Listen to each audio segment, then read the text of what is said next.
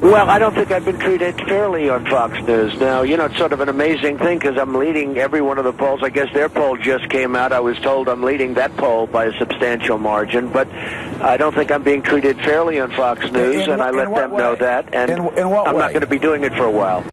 Donald Trump on MSNBC's Morning Joe earlier today elaborating on the fact that the Donald has said once again he is boycotting Fox News. Trump says Fox has been unfair in its coverage of Mr. Trump. The Donald maintains that Fox has been burying the success of his poll numbers, but Fox is fighting back. The network saying it canceled Donald Trump's appearance and that Donald is simply angry that Fox will not bow to his demands.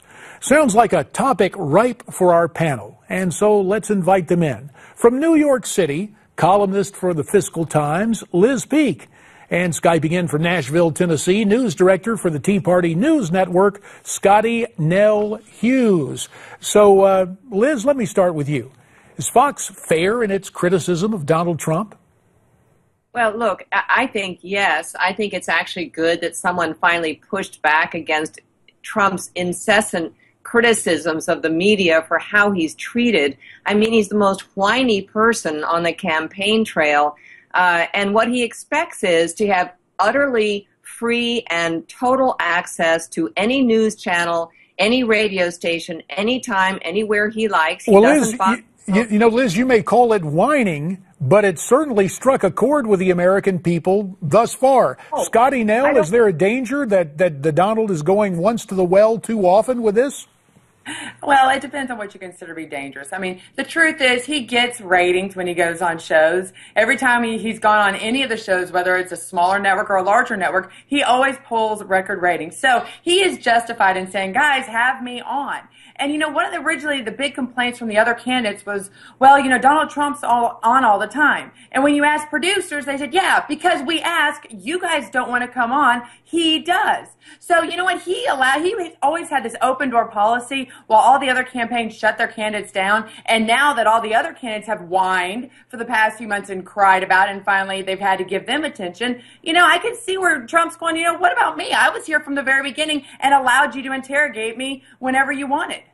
Liz, let me turn back to you. Dick Morris, who will be along a little bit later, said that from his perspective, he just basically thinks Fox is in the tank for Jeb Bush and prioritizing its coverage in that fashion. Does Dick Morris have a point?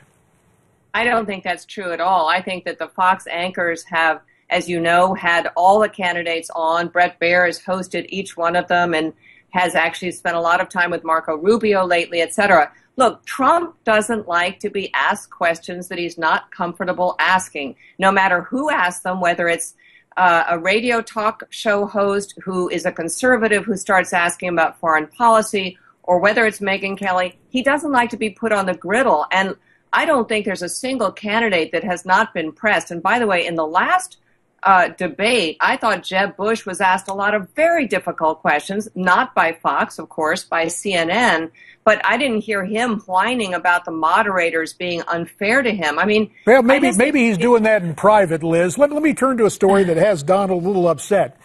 Trump is under fire after a CBS Miami report says that the Donald hired foreign workers to work on his Palm Beach estate, Mar-a-Lago. He responded on MSNBC's Morning Joe. Let's see what Trump had to say in his defense. Because during the season, Mar-a-Lago is a seasonal job, which is very hard to get people in Florida for seasonal jobs.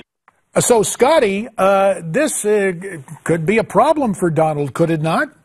It could, but the thing is he always hired a contractor who hired these workers. It's not like Donald himself went through and interviewed each one of these guys. I mean, he trusted his contractors to make sure they E-Verified. And that's one thing we have to realize. This is the reason why Ronald Reagan signed the 86 deal and why E-Verify was put in. And we would hope the system would be good enough to work. So I don't think Mr. Trump went out looking for illegals. I think he hired American contractors who they in turn did not necessarily do their job in making sure that they had good legal American citizens working for him. So hold him accountable for that. You would have to go to every construction site, every landscaping site across this country and hold all of those owners accountable for it. Liz, only 30 seconds remains, but I want your reaction.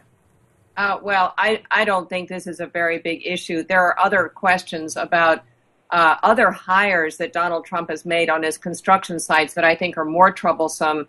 Workers hired, obviously non-union, below normal wages, not being issued safety helmets, things like that. He didn't support the union. You know, look, this is when if we're going to be really kind of going into the backgrounds of all business people, as we have with Carly Fiorina and Mitt Romney, Trump is, you know, he needs to kind of.